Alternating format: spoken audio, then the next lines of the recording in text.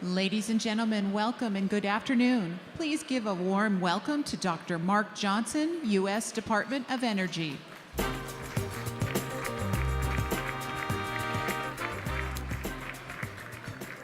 Thank you all, and once again, welcome to this year's summit. Really excited about all the discussions we're having. Lunch is obviously an important time when you really have those detailed discussions with people you wouldn't run into every day, but it's really the heart of bringing people together like this, and it's the importance of it. One of the dialogues we've had over the past year about this is the importance of public-private partnerships. And what I want to share with you today at lunch is the story about a very unique public-private partnership we've run over the last year. And it really, highlights the spirit of what we're doing with the Council on Competitiveness, the Department of Energy, and really at looking at the national labs and how we can really, highlight that we can do manufacturing, we can do partnerships with the private sector on this and really do great things as a result of it. So we stood up a unique partnership called the Manufacturing Demonstration Facility down at Oak Ridge National Labs as a way to really highlight how we can move additive manufacturing out and take the great science we have in the national labs and really apply it to the problem of additive manufacturing. And it highlights three important parts of any public-private partnership. One is you need really great technology. Advanced technology is at the heart of it. Second part is the people. The partnership's really at the heart of it is about getting great people working together and having them work together and really knocking down barriers about it. And then the third question is, can you set a really audacious goal and put a really tight timeline on that goal? And that's what we wound up doing. So to give you a story about this, the additive manufacturing facilities down at Oak Ridge National Labs, I encourage anyone who's here interested in 3D printing to go to Knoxville and go down and visit the manufacturing demonstration facility. It's a really unique facility. It's growing and growing and growing as partnerships. And I want to recognize really quickly my partner in this is Craig Blue, who's just been a fantastic partner in terms of doing the work at the additive manufacturing facility there. And that gets to the next point, is the people. It's about having people that are willing to engage with private sector and really draw in new ways of working together.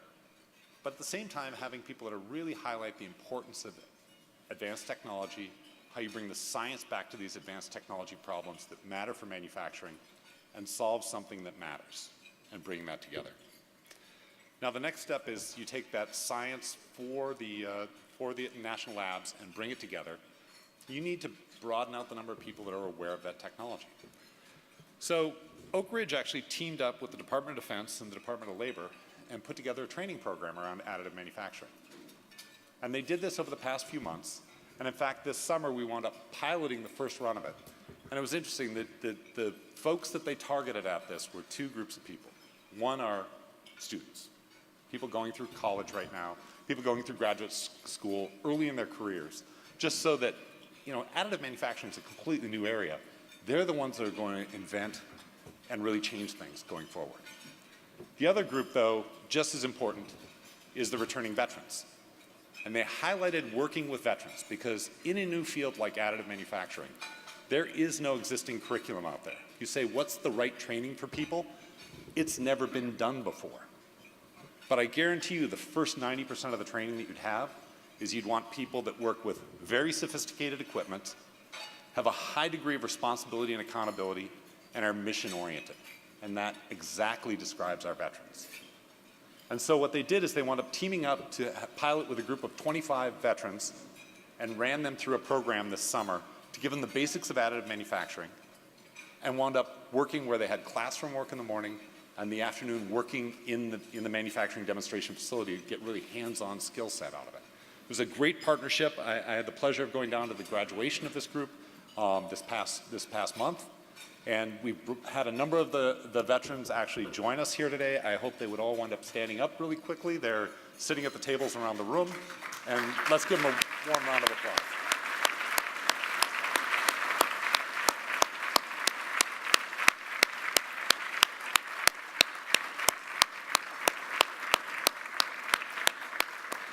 So I think, Assistant Secretary Danielson said this morning, was talking about once-in-a-lifetime opportunities. We have this once-in-a-generation or once-in-a-lifetime opportunity right now with the returning veterans that we have to really inject that great leadership back into our manufacturing sector, and I'm really pleased to be part of that. The other group of students that we work with at the Department of Energy, we have a program called the Industrial Assessment Centers that you heard Secretary Moniz speak about, where the students go out and they wind up working with small and medium-sized manufacturers to try and improve energy productivity and energy efficiency in the manufacturing sector. And these are at universities across the country, and they wind up teaming up with in your partnership. So we wanted you to meet a few of them here today as well. So we've got a number of our IAC students here. If you're in the room, please stand up. You can wind up meeting them. So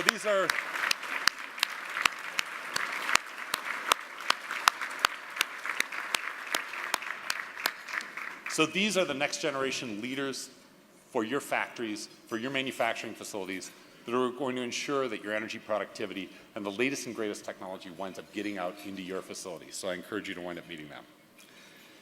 And then the third aspect of people is really important, is bringing together partnerships relative to new companies, small companies, existing companies, large companies, working together with our scientists.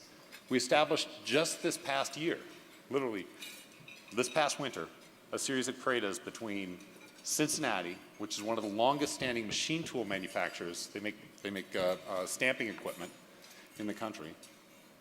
These people made the machine tools for Henry Ford. So it's a long-standing company. And they said, we want to get into additive manufacturing, and we want to get into additive manufacturing big. So they partnered up with Oak Ridge to really develop a new tool. This tool did not exist literally 5 months ago. Okay? So they've invented the tool. Then we had a partnership we set up with Local Motors, small company based out of Phoenix. They were based in Phoenix. I think their CEO actually is based in somewhere in United Airways terminals, but they're all over the country right now, and they're standing up these micro factories and having that Local Motors partnership with Oak Ridge. So the person who leads Local Motors, you're going to wind up meeting in a few minutes, is Jay Rogers. And he just exemplifies the kind of people we want to empower and wind up working with in this country. So if you look at his background, he's an engineer by training, degree from Princeton. He then received his leadership training with the United States Marine Corps, was an officer in the United States Marine Corps and served our country overseas on a number of tours. Came back to the US and he said, I want to change how we manufacture. And he got his business school and his entrepreneurship training then at Harvard Business School.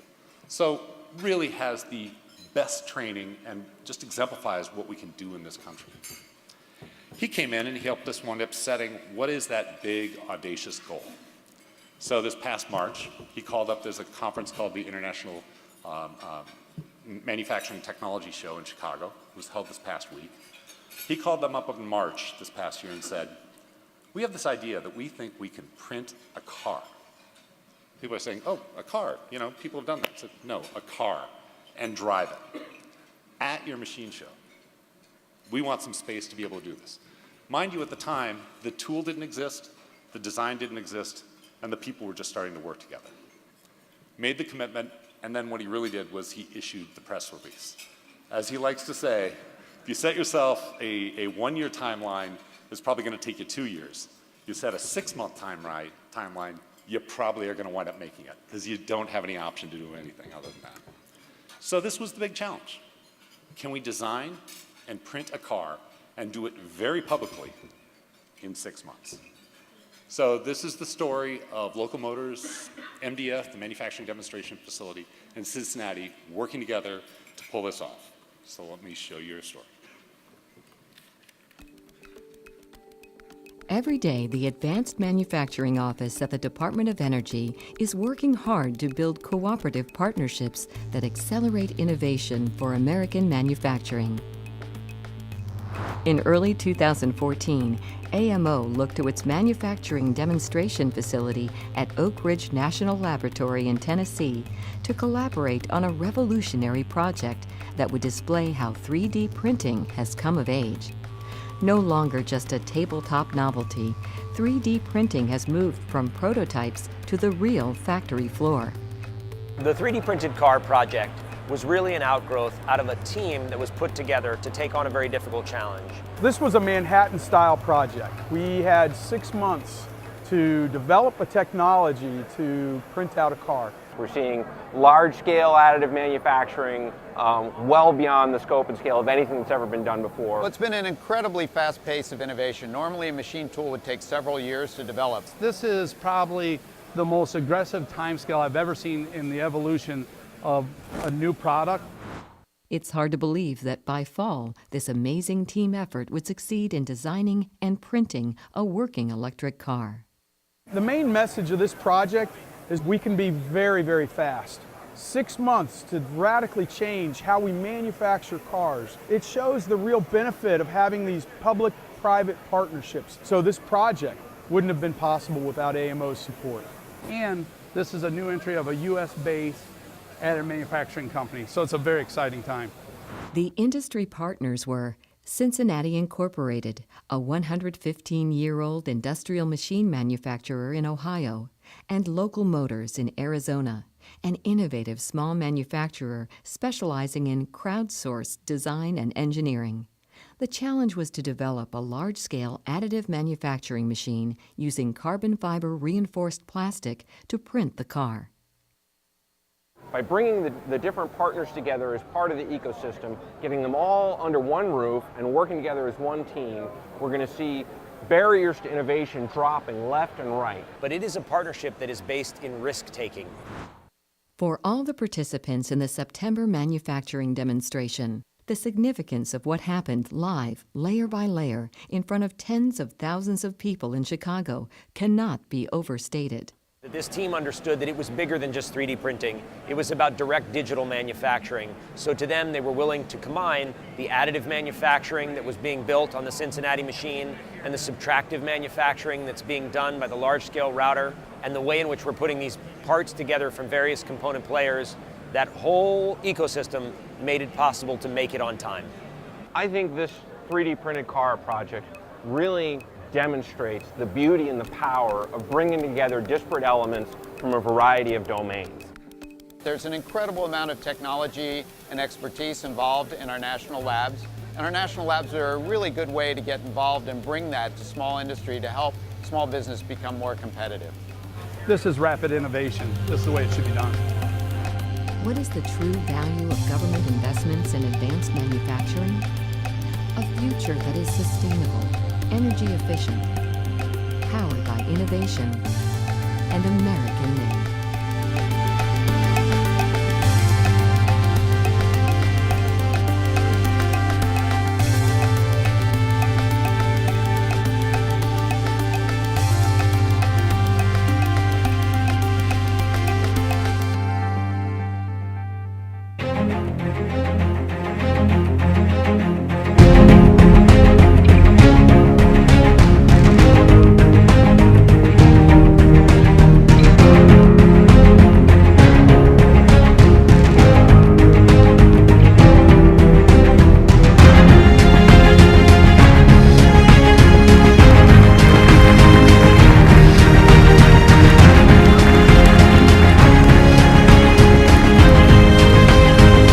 Thank you.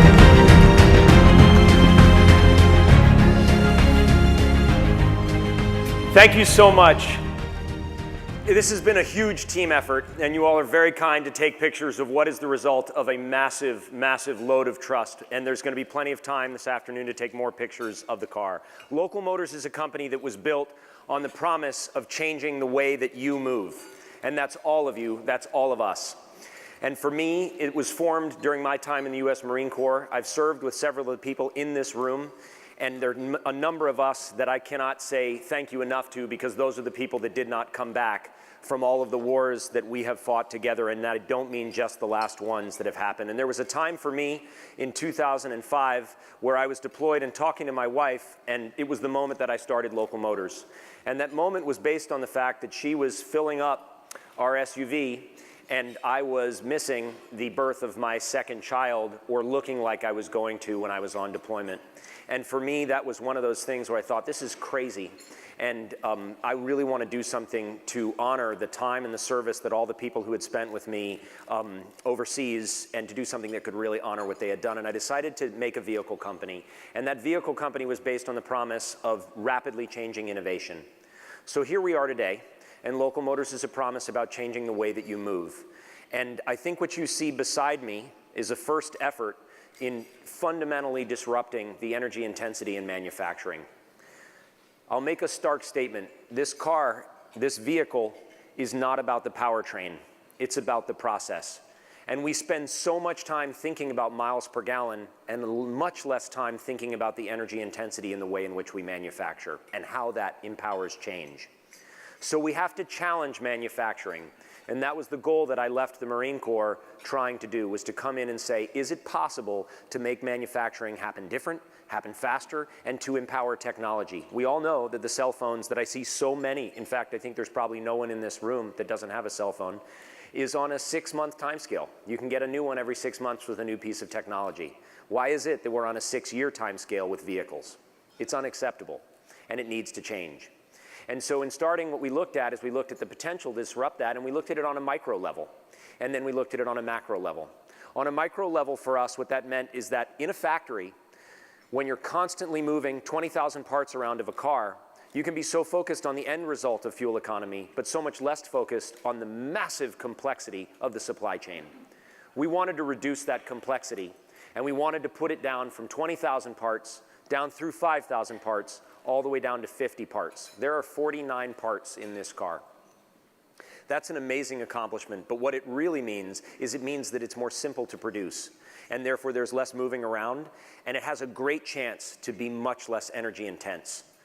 The other thing about this type of vehicle is that it is recyclable. In a way, many of our vehicles today are recyclable, but from a point of view of a customer, being able to go in and say, I don't like the way my vehicle looks anymore, and trade in their car and remove the components and put on new components when their family grows by 1 or 2 or 4, God forbid the quadruplets. And so to be able to do that has never been done before. And it took changing the process of the way in which we design, build, and sell. So from a micro level, bringing a new vehicle industry to the market was what my passion was about, and I was able to do it with a community of people all over the world.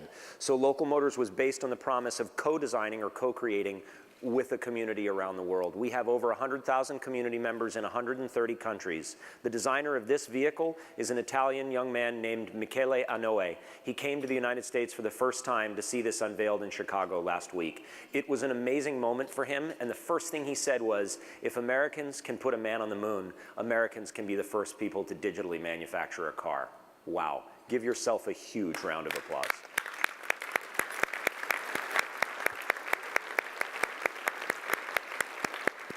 On a macro level, I think this is perhaps even more exciting from an energy perspective. What a process change like this direct digital manufacturing of a vehicle means is it puts the power in the hands of island energy economies, of local energy economies.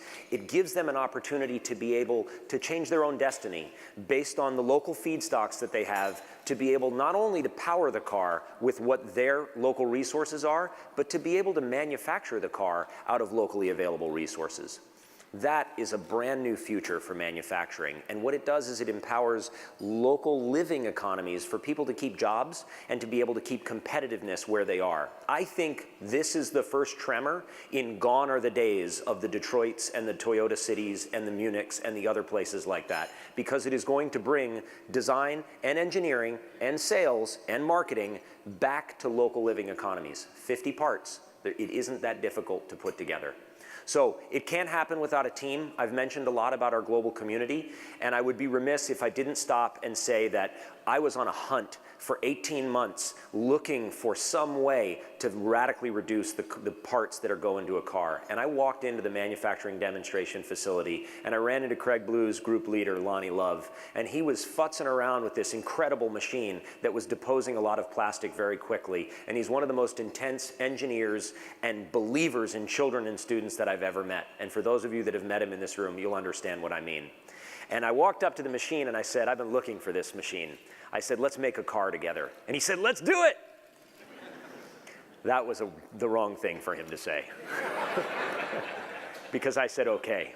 And so 6 months later, we were on a quest, and a huge credit goes to Tom Mason, the director of the Oak Ridge National Lab. Tom had the time. Thank you.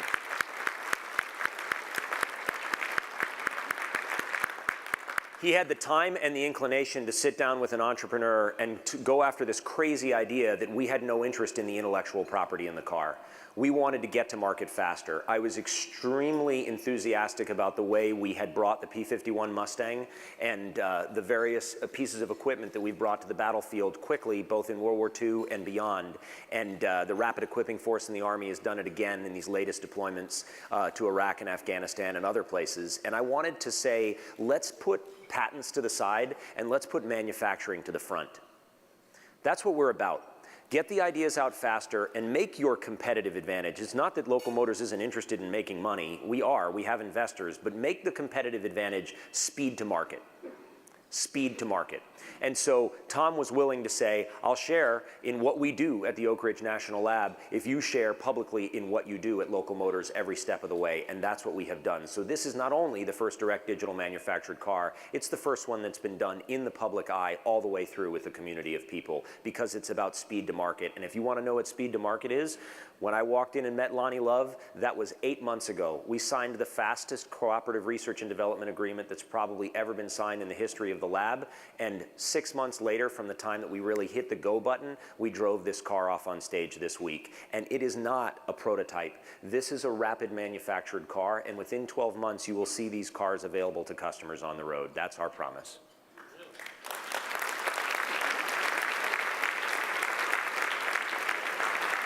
So just a few more notes.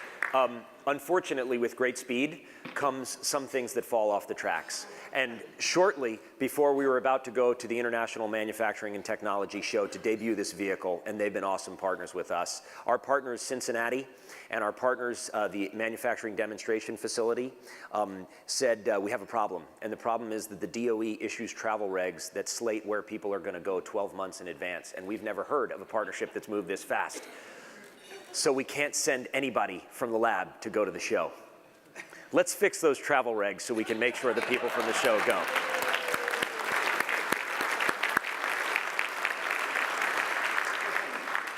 The last thought that I have on this is we're in a place which emphasizes the fact that this is truly about competitiveness. And for me, competitiveness means that it gives the small guy a chance to compete on the level playing field with the big guy.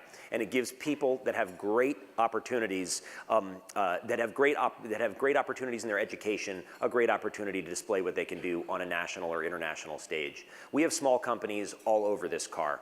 We have companies with great promise all over this car. Nanomech provides the fluids inside the vehicle, and it is a company that's storming onto the stage in Formula One and all over to be able to change the way in which not only we lubricate vehicles, but the way in which we build the structures that make these vehicles. We have companies like Thermwood that have come in and done the machining of the vehicle to a very high degree of tolerance, and when you get up close, you'll be able to see that. A company like 1552 that did the wheels, X1 that 3D printed a cast for the version of these wheels, and the list goes on. So beyond our primary partners, we have had so many people that have come in and helped us. Renault provided the first powertrain. I can guarantee it won't be the last powertrain that goes in this vehicle, because we can make it as big as you want, as fast as you want, as small as you want, as slow as you want. That's the promise of local manufacturing. So it's about competitiveness, local competitiveness, and I want to thank everybody for taking the time to listen to us. Please get a picture of the car, get a picture with the car. It's a piece of history, and we expect it'll be in your garage soon. Thank you very much.